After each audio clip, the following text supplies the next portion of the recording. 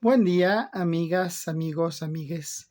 Bienvenidos a su canal Nach Public y a este espacio, Reflexión en Rojo. Continuamos con las reflexiones en torno a la realidad actual, económica, política, histórica de los Estados Unidos para poder entender su situación fundamentalmente como una potencia que está perdiendo su hegemonía. El texto de hoy se titula La debacle económica de los Estados Unidos. Doy paso entonces a la lectura. Es sitio común hoy en día hablar de una complicada situación económica para los Estados Unidos.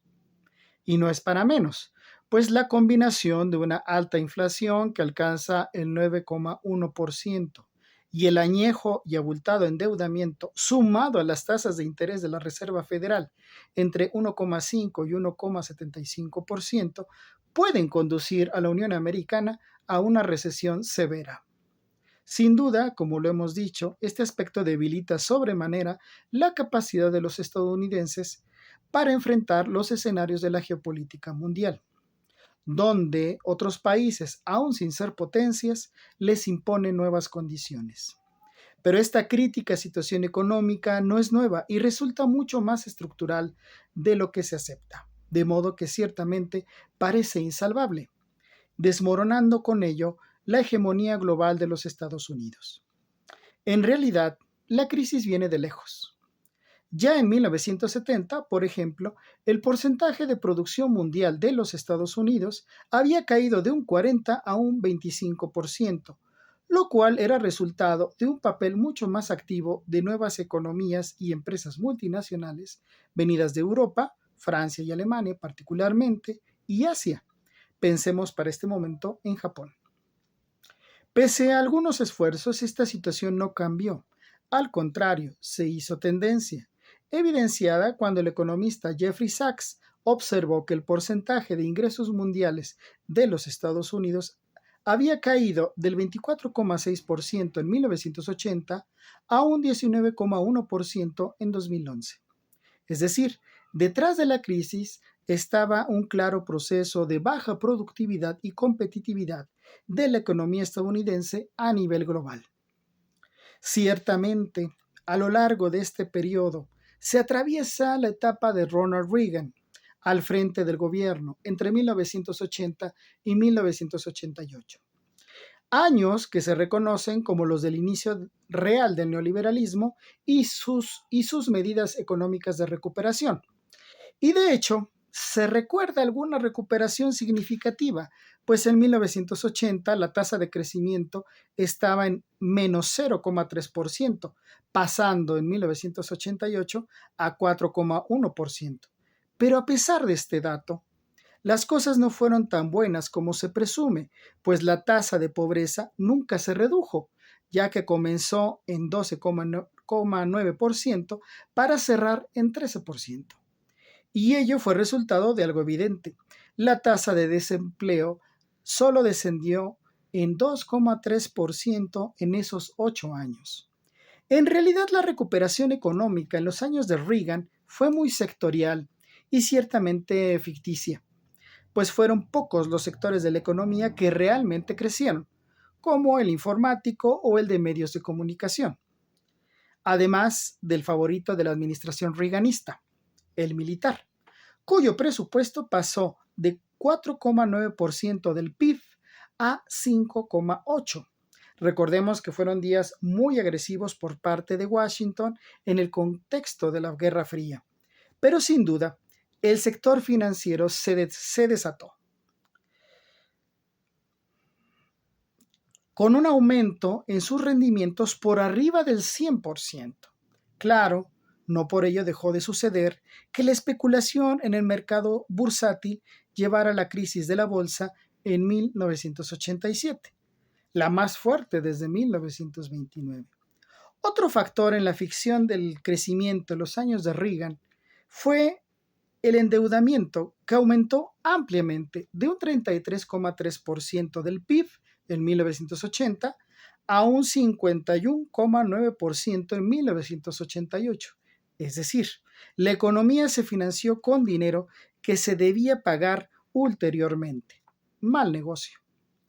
Ahora, no todos perdieron, pues lo que realmente creció en esos años 80 fueron las grandes fortunas, estimuladas por una política fiscal regresiva, que le redujo los impuestos a los más ricos, desde una tasa del 70% en 1980 a un casi ridículo 28% en 1988.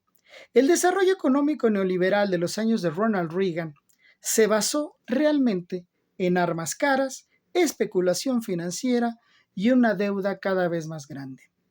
De hecho, el endeudamiento es el mayor problema estructural de la economía estadounidense, incubado en esos años 80 y que no ha parado de crecer. Ello es debido a que es un gran negocio, pues recordemos que la deuda pública es aprobada por la Reserva Federal, que en realidad es una instancia pública privatizada desde hace décadas y que es controlada por los grandes bancos, cuyo negocio es prestarle al Estado, quien solo puede pagar a costa de los contribuyentes, medianos empresarios, sectores medios y clase trabajadora.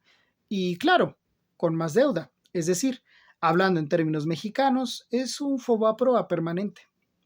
Hoy en día, la deuda de los Estados Unidos es poco más de 30 billones de dólares, lo que la convierte en la economía más endeudada del mundo, factor que la hace cada vez menos competitiva. Precisamente, regresando al tema de la competitividad, los estadounidenses han perdido terreno global, no solo por sus propias debilidades, sino por la presencia creciente de nuevos competidores. Hoy en día, de las primeras empresas en el mundo, 57 son estadounidenses, mientras que 14 son chinas. Esto no pareciera algo grave, salvo cuando consideramos que en los años 70 del siglo XIX el número de empresas de Estados Unidos alcanzaba las 70. Este solo dato nos obliga a revisar quién es realmente la primera economía en el mundo. Veamos, si hacemos una medición desde el PIB, los Estados Unidos son aún la primera economía del mundo, con poco más de 18 billones de euros, aunque China está muy cerca, con casi 13 billones. Pero si se toma la medición desde el patrimonio neto o el total de riqueza, China tiene ya una riqueza equivalente a 120 billones de dólares. Repito, 120 billones de dólares. Mientras que los estadounidenses suman apenas 50 billones. Esto se hace mucho más grave al futuro, pues se ha calculado que China representará para mediados del presente siglo un poco más del 50% del comercio mundial, en tanto que los Estados Unidos, junto con la región norteamericana en general, apenas representará un 25%. Este es el dato que el presidente López Obrador dio a sus pares Joe Biden y Justin Trudeau en la más reciente cumbre de jefes de Estado de Norteamérica, por lo que el mandatario mexicano propuso trazar un plan para fortalecer a la región, pero hasta ahora los gobernantes de la Unión Americana y Canadá parece que no han entendido el planteamiento. Por ello no es sorpresa, de hecho, parece que Washington no está entendiendo muchas cosas. Por ejemplo, aunque el aumento de la inflación fue avisado desde abril de este año por Agustín Carstens, jefe del Banco de Pagos Internacionales, parece que el tema no fue una prioridad para la administración de Joe Biden, de modo que no se hizo gran cosa para tratar de reducir los aumentos en los transportes internacionales, que han crecido en un 400%, o para frenar los precios de los alimentos, que, como efecto de lo anterior, también empezaron a subir desde la primera mitad del año. Pero nada se hizo por parte del presidente estadounidense y su gabinete, salvo seguir motivando una guerra. Una que ha hecho que los energéticos puedan escasear y, claro, aumentar de precio. Sin embargo, las cosas son todavía más desastrosas, pues a pesar de sus graves debilidades económicas, los Estados Unidos siguen motivando la guerra en Europa Oriental, no solo con armas, sino con las reiteradas sanciones económicas que, contrario a sus intenciones, comprometen más a sus aliados europeos y a los estadounidenses mismos que a Rusia. Los Estados Unidos los Estados Unidos no enfrentan militarmente a los rusos, pero sí están empeñados en una guerra económica contra ellos, suponiendo que podrán reducir sus capacidades comerciales y financieras para sacarlos de todas las regiones de Europa y dejar a los chinos sin un aliado importante. Han promovido para ello paquetes de sanciones, siguiendo el guión que han aplicado en países como Cuba, Venezuela o Irán. Pero Rusia es algo nuevo, no solo porque es una economía de otro tipo, sino porque ha sabido adaptarse a las sanciones desde 2014, impuestas cuando se integró o se anexionó a Crimea. El cometido de las sanciones, dicho por Biden, es destrozar la economía rusa, bajar su PIB a 2 dígitos, eliminar sus ganancias de los últimos 15 años. Pero, al paso de los meses, el descalabro ruso no ha ocurrido. De hecho, varios países de Europa, lo mismo que Japón, siguen comprando gas y petróleo de Rusia.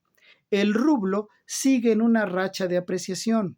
Los bancos rusos continúan con sus movimientos internacionales. Rusia ha diversificado sus clientes en Asia y América, estableciendo además la condición de vender sus materias primas en rublos, lo que sin duda es una amenaza real al monopolio del dólar. Este aspecto es quizás el más serio de todos para la economía y la hegemonía estadounidense, pues al perder el dólar su papel como divisa principal en el mundo, los días estarían contados para la gran potencia. Y es que no solo es que los rusos estén vendiendo sus materias en rublos, también China comienza a hacer algo similar al negociar con Arabia Saudita la compra de petróleo árabe por yuanes chinos.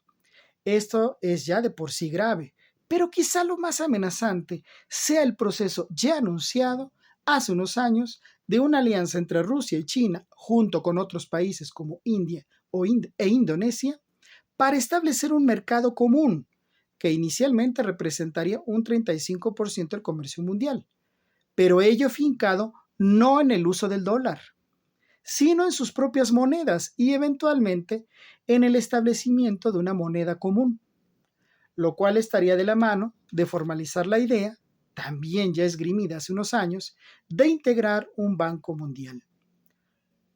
Al darse todo esto, en el lapso de unos 5 años más o menos, el debilitamiento del dólar sería inminente, y con ello la caída definitiva del modelo neoliberal y de la hegemonía de los Estados Unidos. Al revisar la caída de las grandes potencias hegemónicas, todo empieza por sus calamidades económicas. Ahí está la Roma imperial a comienzos de nuestra era, o la España de los Borbón en el siglo XVIII. Y aún más recientemente, tal como lo ha explicado Paul Kennedy, están los ejemplos de la Francia napoleónica a inicios del siglo XIX o del Imperio Británico a finales de la misma centuria. Ninguna potencia puede durar tanto como quisiera, y menos aún cuando sus bases materiales no están sólidas. Para los Estados Unidos aplica la misma regla. Hoy su economía es tan sólida como una pompa de jabón. Tan así que el monopolio del dólar puede desaparecer muy pronto y con ello, sin duda, su hegemonía. Hasta aquí esta reflexión. Muchas gracias. Nos vemos la próxima.